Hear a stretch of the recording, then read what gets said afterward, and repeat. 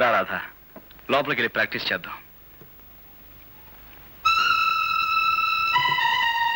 ఇక్కడే కూర్చుందాం. అలాగే. అక్కర్లేదు, నేను కింద కూర్చుంటాను. నువ్వు కింద కూర్చుంటావా? మరేం పర్వాలేదు, ముందు మీరు కూర్చోండి. నేను పైన కూర్చోవడం, నువ్వు కింద కూర్చోవటం. గురువుల ముందు శిష్యుల కింద కూర్చోవడం చూడముచ్చటగా ఉంటుంది. మీరు కూర్చోండి, చెప్తాను. సరే, ఇక మొదలు పెడదామా? ఈ రోజు నేను పాఠం నేర్చుకోవడానికి రాలేదు. మరి ఇవాళ నా పుట్టినరోజు. Very many happy returns of the day. Thank you. ఈ రాత్రి మా గెస్ట్ హౌస్ లో పార్టీ అరేంజ్ చేశాను, మీరు రావాలి. అలాగే. అలాగే అంటే కాదు, ప్రత్యేకంగా మీకోసమే ఏర్పాటు చేశాను. తప్పకుండా రావాలి. తప్పకుండా వస్తాను.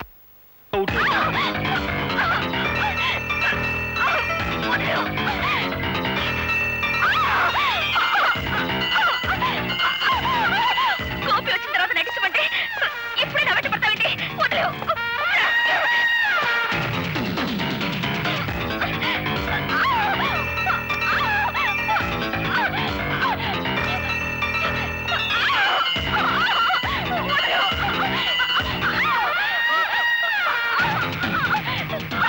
నేను నటించమంటే ఏమిటో చేసే పని.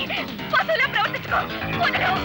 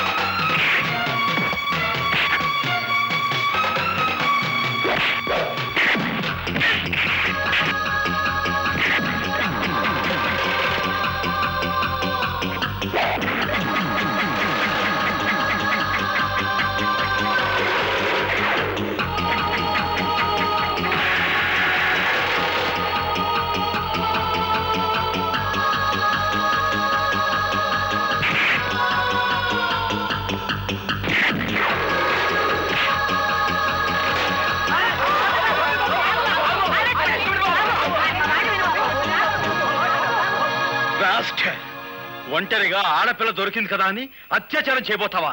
నీలాంటి వాడిని. ఓలమ్మో ఓలు దేవుడు, ఇదేట న్యాయం? అక్కల్లారా అన్నల్లారా, ఆ పిల్లని ఆడు రేపు చేస్తుంటే నేను అడుకోపోతే అటు తిరిగి ఇటు తిరిగి కిందట్టి మీదట్టి ఆ నెల నీ పోలీసుడి మీద నెట్టి అసుతున్నాడా? ఏమిటి, నేను రేపు చేయబోయానా? కావాలంటే ఆ అమ్మాయినే పిలిచాడుగు.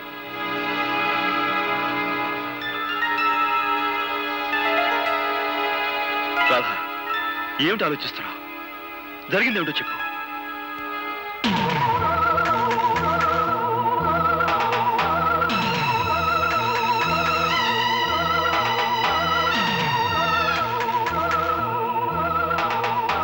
రాధా, వీడి వాగే వాగుడికి నువ్వు నోరు తెరిచి నిజం చెప్పి వీడి నోటికి తాళం వేయి. సమయానికి ఈయనొచ్చి నన్ను రక్షించకపోతే నా బ్రతుకు కుక్కలు చెప్పిన విస్తరయ్యేది. నీకేమైనా పిచ్చి పట్టిందా? పిచ్చి నాకు కాదు, నీకే పిచ్చి. మద పిచ్చి. శిష్యురాలిని కూడా చూడకుండా నా జీవితాన్ని పాడు చేయాలని చూస్తావా?